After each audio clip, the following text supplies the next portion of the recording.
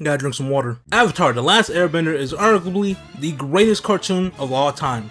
And here's a hot take from me, K1D Comment. I believe that it is the best cartoon to air on Nickelodeon ever, even over SpongeBob. Yeah, I said that. So, when it got announced that a movie was coming out, I was excited because we haven't gotten anything from the Avatar franchise since them blue niggas came out and started dropping movies. I couldn't wait to see it in theaters. I remember going to see that shitty M. Night Shyamalan movie, where they couldn't even say his fucking name right. Yeah.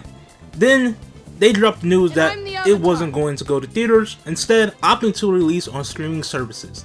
And by services, I mean like Paramount Plus. And people wasn't happy. Hell, it got to the point that people didn't know if it was going to come out at all. Then it got leaked online like 3 months ago, and people still was asking for it to be in theaters. Now, does it live up to the hype? Well, let's talk about it. After seeing on the movie for about 2-3 days, I do have some thoughts. But first off, let's talk about that story.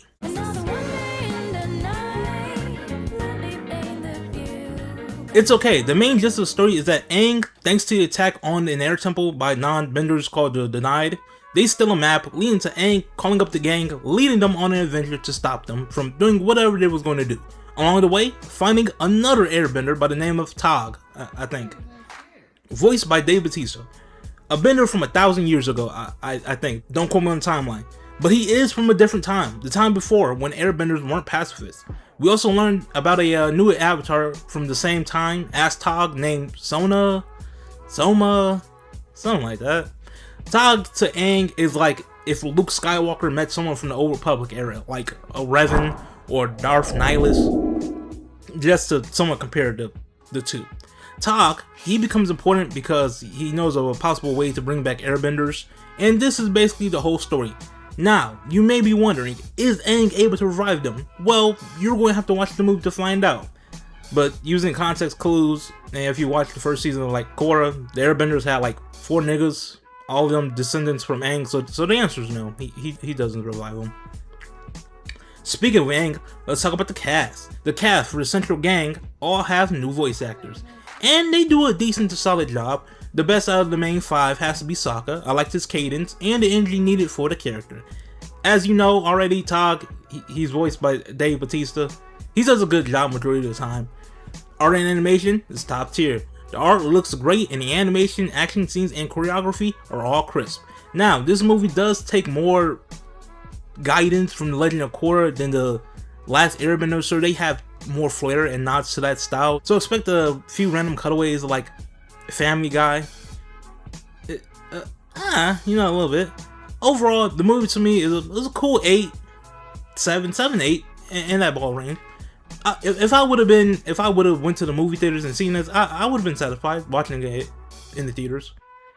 Now, just because I would be satisfied doesn't mean there wasn't something I didn't like. There was a few things. First off, my major dislike is the eyes / the face. Listen, I'm not an animator, I'm not an artist, but the eyes is given AI. And the crazy part about it is the fact that it's not all the eyes. Like Sokka eyes are good, Zuko's too. Is dead ass just Aang's and Katara.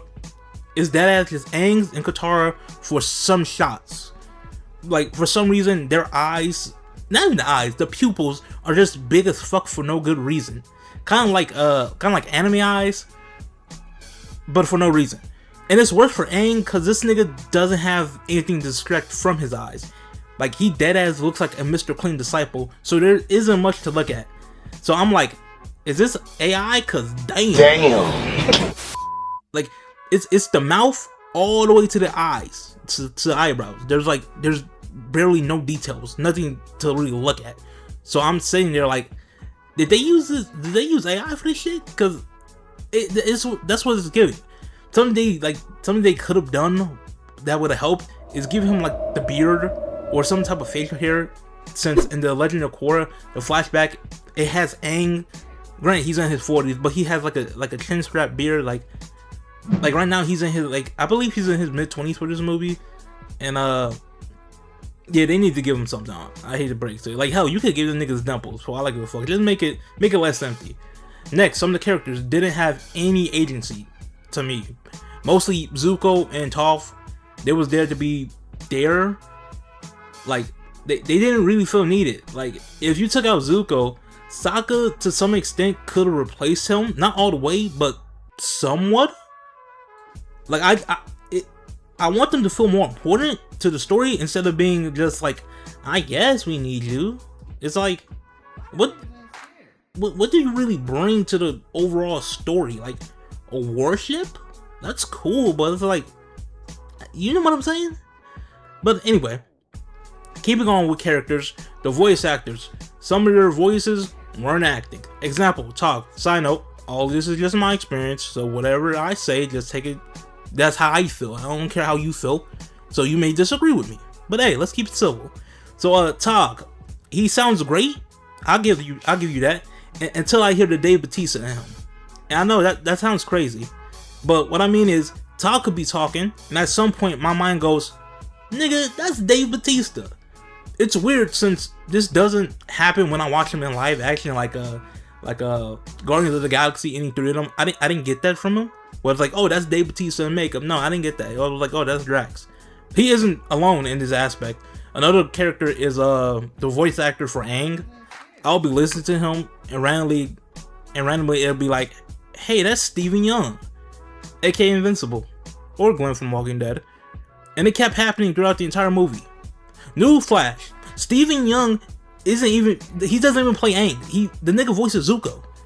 Like, it's mad nutty. Like Eric Nam. Respectfully, get a new voice. Speaking on characters, shit, I'm still on characters. Goddamn.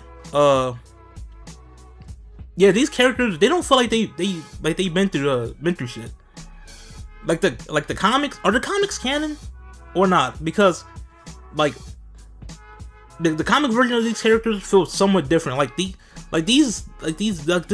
team, they don't feel like my child soldiers I grew up with, you know? Like they feel kind of newish to this, even though they've been doing this for like literally half their lives, if not their entire lives. It feels weird. The story, while palpable, it's also mad predictable. You know where it's going before it even gets there. The main villain group, the Denied, they feel somewhat hollow. Like, they could have been fleshed out a little more. The world could have been fleshed out a little more. The gang could have been fleshed. Matter of fact, fuck it. We didn't need a movie. We needed a series. Like, I want more of everybody. I like the cameos, like the who had a cameo? The Cabbage Man. Like, I like it, but like pause, like pause on this, but nigga, I need that Paul Pierce, you know. I don't need a taste of him. I want the whole load. Lastly, the ending was very anime-like. Like, I'm gonna be honest, at a certain point, I was like, I'm just looking at colors, power-ups, yada yada. It's to the point, it was just like, yo, what are we doing? Like, we will never see you fight like this ever again. So it's like, you can relax. It has like, again, it's similar to Korra more than the Last Airbender, where like their fights were very meticulous. Like, my favorite fight was the Combustion Man attacking for the first time. The way they was using their powers, their bending to basically survive. I enjoyed it a lot compared to like this new word. I don't even know what's happening sometimes. Alright, that's I'm done talking. Overall, pretty solid movie. Video over. If you like what you saw, hit that like and subscribe.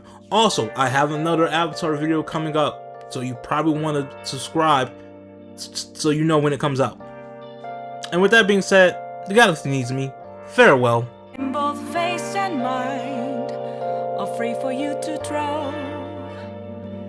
I'm a shapeshifter, have no face to show. Please don't take off my mask, my disguise.